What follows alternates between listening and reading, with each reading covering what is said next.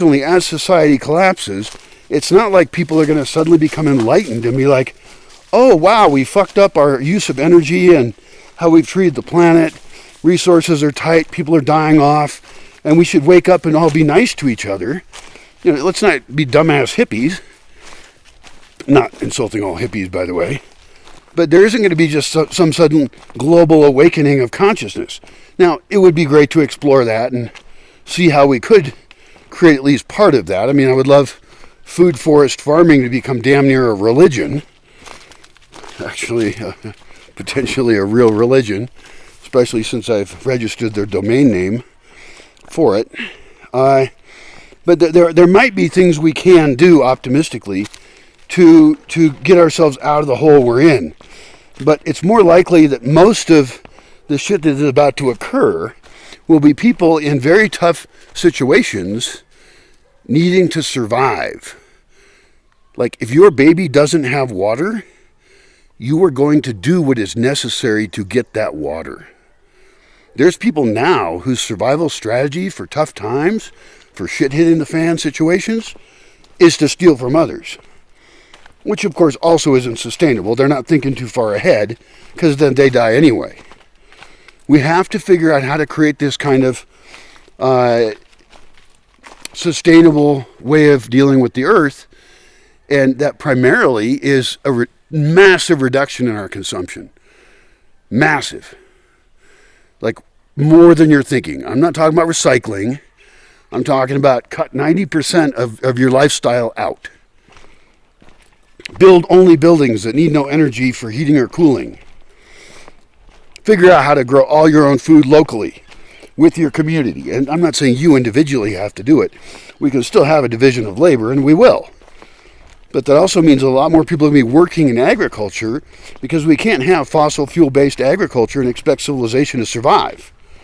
It's not going to happen. I mean, it's just hilarious. I look at these projects in a place like Dubai, and I'm like, those are going to make really cool ruins someday. Then unfortunately, no one will have the energy to go visit. Hardly. The world is going to be a beautiful set of ruins. And we will have a lot of edge, and animals will re-inhabit that, and they'll actually evolve faster and in more interesting ways because they're in such weird new environments. I think there was some place in China, Japan, somewhere, I forget, that was an abandoned building filled with water. And somehow some fish got in there and had a thriving ecosystem within this microclimate provided by this destroyed building. Well, you know, as billions of people die off, we're going to have a lot of really cool microclimates. And so evolution will actually speed up and feed into all these niches we've made for them. And of course, there's also a lot of toxins we've created. So things will evolve around those toxins in response to them, where animal genome sets will evolve to be able to handle those. And whoever survives as humans, if anyone does, and I kind of hope they do, I'm, partial to the species, I guess, as dumb as we are. It's kind of embarrassing, really. I mean, humans should be embarrassed more than anything else with this fucking amazing planet that we were designed for, we were evolved for, that has so much resources, and we're so smart we can use energy better. You know, we understand things like genetics. I don't. I know a lot more than you, probably, statistically speaking. But, yeah,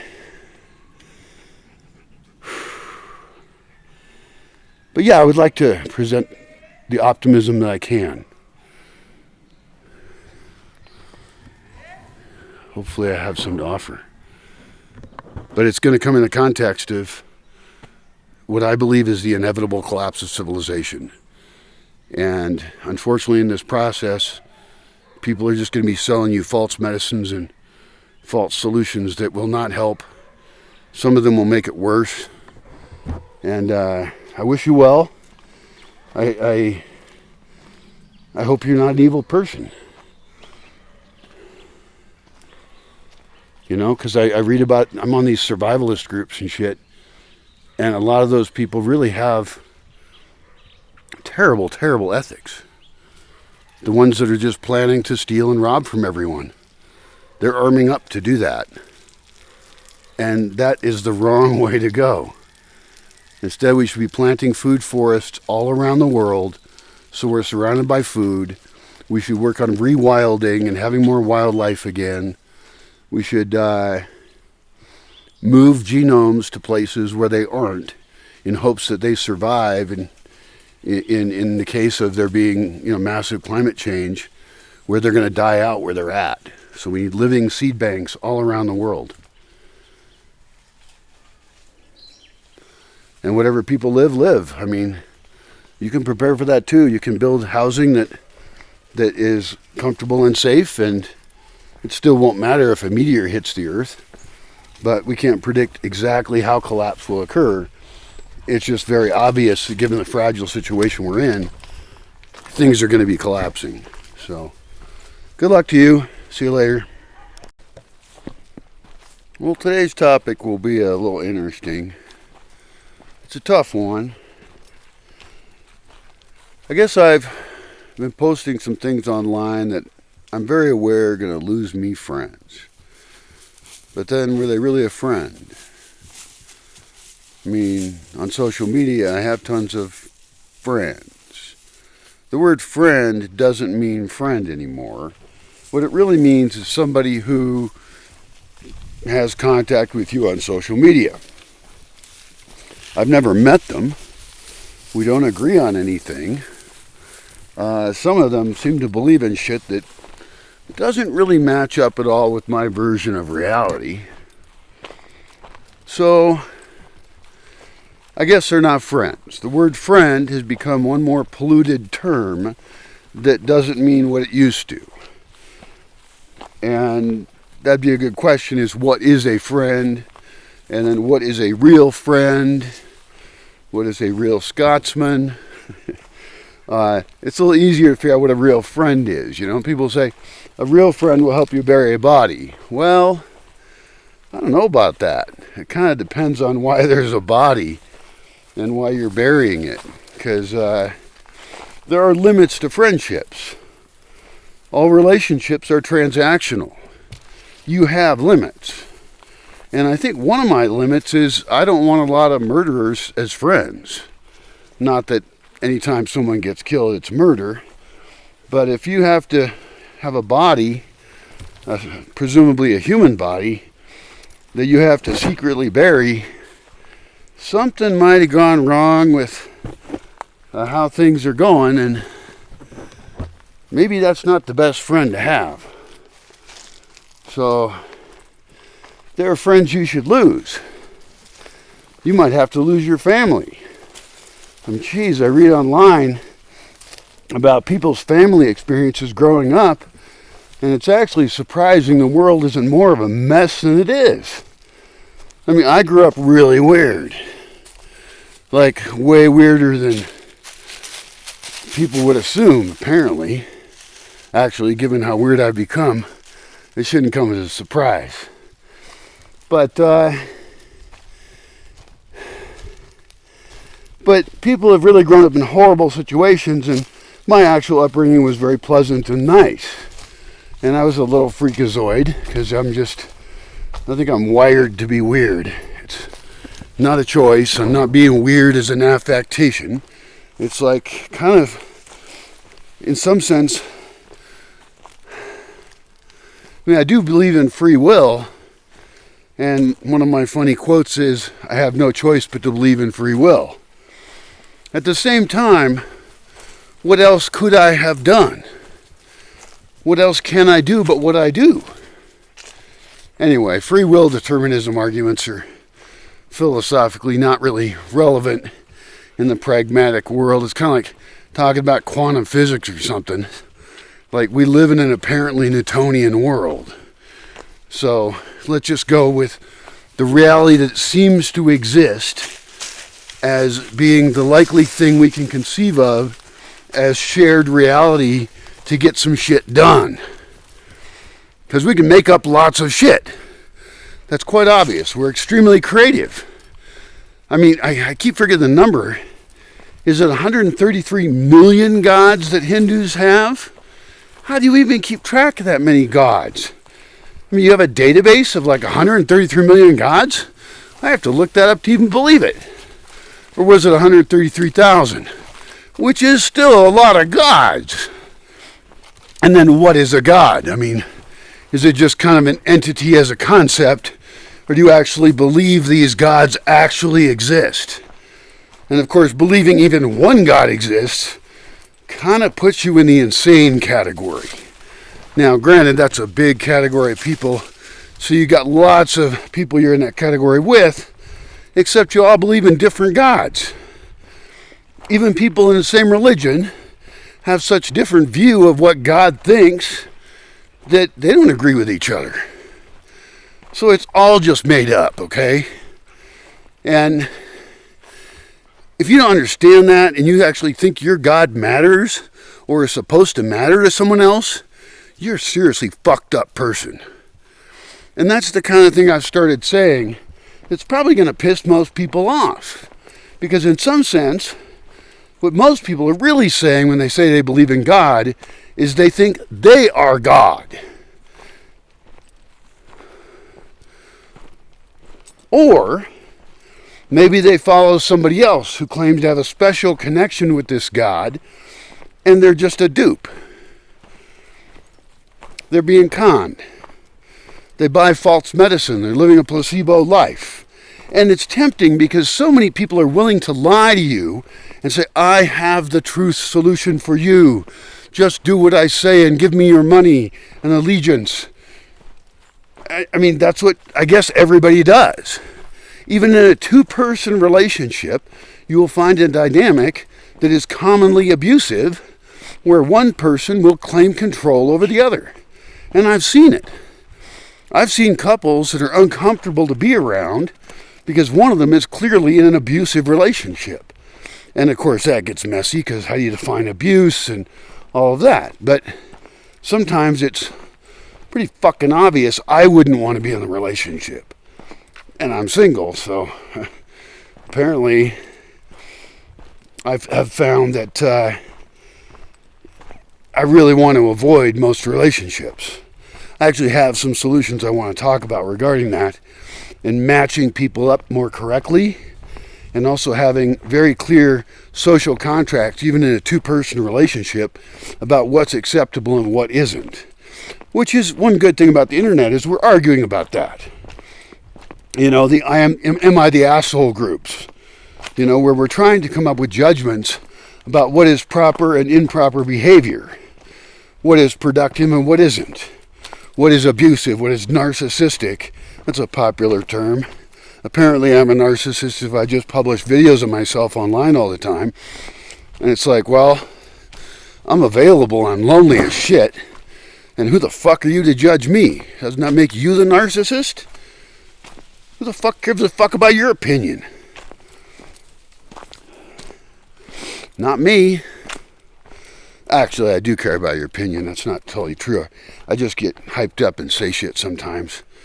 If your opinion is well-reasoned, helpful, that comes from an understanding of you watching more than a few of my videos, you understanding not everyone has to be like you, then maybe I actually am interested in what you have to say. Somebody just commented on a thing I wrote today. And they brought up this guy I hadn't heard of. And he's got videos and a book. He's annoyingly young and cute, which is not good because that means he's more likely to be full of shit. Everybody young and cute right now is just selling total shit. I mean, I watch these like 20-nothing chicks, you know, with tons of followers saying this stuff about, oh, it's, you know, you have manifested this time with me. It is not a mistake that you're listening to me right now. It's like, yeah, it is. I just clicked on a fucking thing that came up. It isn't a total mistake because you're being pushed at me because you're a cute chick, and that's why people are watching you. But as soon as you open your stupid ass mouth and start telling me pseudo-spiritual shit about where somehow magically have this connection, no, you're just some dumbass chick saying some crap. You know? And people will fall for that because people are lonely and they're desperate And a pretty face is nice to look at. Okay, I'm not ever going to say, even when I'm an old creepy man, I'm still going to look at a pretty woman's face and say, that looks pretty. But the arrogance of these chicks is just ridiculous. The total lack of self-awareness of how stupid they sound. And I've run into these women occasionally in person as well, where they think that you'll fall for it. They want to know your birthday. If they know your birthday, then they can interpret your entire fucking life. It's all this shit. It's like, or these women who think they have any wisdom to offer you. And it's like, I'm sorry, but you've never done anything. You've never, created a life for yourself yet. You've probably been coddled.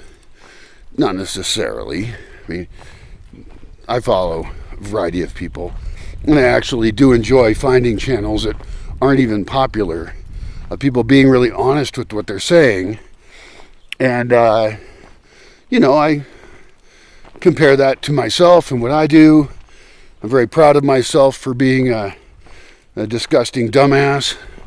Because I think that what that does is hopefully drives away or keeps me from being, it drives certain kinds of people away, but it keeps me from being this arrogant person and gathering followers. I would like you to follow my channel, of course, if you want, if you're nice. I have comment verification turned on so you can't fucking comment because I don't trust people to be intelligent in any way. But I would like to, there are commenters now who don't know who I am, don't know much about me, but they regularly contribute and respond, and I'm kind of getting to like that. And maybe there's a way I can just automatically approve some people's comments. That would be cool. There probably is. But I compare myself to them, but it's like I've actually lived an extreme life that has been nearly fatal in many cases and will eventually be fatal because that's how shit goes. Ripped my head apart philosophically, disagree with myself constantly, read the kind of things that disagree with me, with empathy and trying to understand them, talked to all kinds of people, gone to dangerous, sketchy places. I have seen bullets hitting the wall next to me. I've been in multiple near-death experiences, and I don't think I know everything. So whenever anybody, young and pretty talks with great confidence about what I fucking have to do and how I have to fucking think, my general impression is not real positive. I think they sound like another dumbass scammer. And as soon as anything spiritual comes out of their mouth, that's it. Nail in the coffin. I don't want to be anywhere near that person. I don't want to see their shit ever again. They are the destructive force on the planet. And don't fall for it. Don't give them your money. Don't give them your time. I know we're desperate. Okay, we're on a fucking sinking ship. Civilization is going to collapse. And so cults and people claiming to have the magic answer are going to come out of the woodwork to offer you solutions. And I'm one of those people, by the way.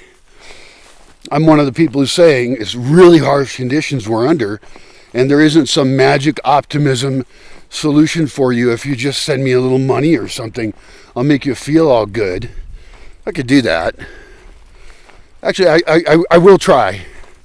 I will commit to trying to say the positive aspects of the solutions I provide.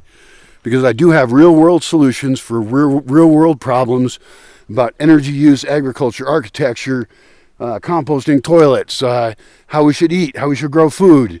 I guess that's agriculture. Sorry. My list's all figured out. But, all my videos are just me riffing on shit. I don't have an outline. Maybe I should have an outline. But my real hope is AI will take care of all that later. I'm sorry you have to suffer through the actual live version of me. Or video version disorganized crap. But hopefully you find that what I'm saying hopefully has a lot of sense of humor to it with actual information. And I'm specifically trying to twist viewpoints around. Somebody was mentioning to me how some of my videos really talk about like these social agreements and stuff, like they're anti-freedom, which is a very true comment. It's a very fucked up issue I have to deal with because I'm so freedom oriented. But the only way we're going to get shit done is if we set up guidelines for ourselves, if we create our own social commitments, our own laws to govern our behavior so we can have some level of trust. Trust is absolutely critical. And we cannot trust the government to do that. The government is organized crime. They're completely corrupt. This is nothing new. This is not the other side doing it. It's all of it. It's the fucking fundamental underlying nature of government is the use of political force. That is a unique attribute of political organizations, is that they have the monopoly on the use of force. And we're probably not all against the use of force. The example I use, if like, let's say we're at a beach party, right? And somebody starts trying to rape somebody. Well, we should look at each other and say, that seems non-consensual in a way that we agree is illegal by our standards. We will create a law right now, we hopefully already did, that says that's not okay behavior. And we physically use force to stop that from occurring. I mean, it would be nice to use as little as possible. On the other hand, if somebody's actually being coercive at that level, maybe they should just be killed. Holy shit, dude. Is that pro-death penalty? Well, yeah, actually. I mean, some rapist gets shot. In the act, they're guilty as shit. I think that's swift, cheap justice. Of course, there might be better ways to handle it, and using a minimum use of force might also be better. But allowing coercive elements to exist, whether it's in the general population, among any demographic, or at the governmental level, is very, very bad. When you look at something like organized crime, most organized crime is caused by the government. They work in conjunction with the government. Governments love to have black markets. Works out great for them. If you understand that, then we got a lot more talking to do. And more importantly, you got a lot of reading to do. How shit actually works. It's depressing to me that so many of my theoretical friends want an authoritarian government, but they want it to be the one that they want against the other people. And it's like, no, it's not going to work out. You have to get freedom as much as possible for all the people and limit the government in all its forms. Even the ones that seem attractive and promise that they're going to help your demographic out a lot, you'll get your payoffs if only you're willing to accept having blood on your hands to oppress the other people. The bad people. Pretty much everybody's a bigot as far as I can tell. It's really disgusting. Because you actually fit into a whole bunch of demographics, gender, national origin, height, cultural upbringing, class, family wealth, bodily functions, how able are you physically to function within society without a lot of additional expenses or apparatus, what diseases you got, what climate you happen to be born into, culture you happen to be born into, which government claims you as a slave. I mean, you have so many different demographic groups you're in that it might be wise to generalize freedom for all those demographics and figure out what limits do we put on what's acceptable behavior to each other. Like lying about business shit. Or there's a whole bunch of rules that we all would probably agree with. And that's an interesting question, is if we were going to come up with a universal government, some basic agreements that like 99% of people would agree with, what would they be? I mean, even burglars don't want to be burgled. Murderers don't want to be killed. So they like the idea that those things should be illegal, but they're still willing to do them against others. So there's a lot of hypocrisy there, where people will say they're in favor of something. I I mean, it's like the people who practice infidelity in their relationship. They don't just openly say, "Oh, yeah, I think infidelity is fine. It's okay." No, of course not. They want their partner to remain fidelitous, and so they'll say that they have a fidelitous relationship, but then they'll sneak off and they'll break that rule. That rule's for other people to follow, not them. Right? Same as government. And I mean, that's the fundamental underlying problem. If we can't even figure that out as couples, right? People who claim to love each other, then we are so screwed. And that is the problem that I'm trying to wrestle with. And so I do say things that I don't always necessarily believe. I mean, not all of them are well thought out entirely. I mean, I have a lot of experience. I've read a lot of things. But, you know, I don't know how to handle every single situation, obviously. And that's one of the reasons that I'm as isolated as I am, is because I don't want to fuck around with people unless they are actively trying to define how are the better ways in which we're going to live. How are we going to have social agreements that actually work and function in a very, very complex world and a collapsing society. Because unfortunately,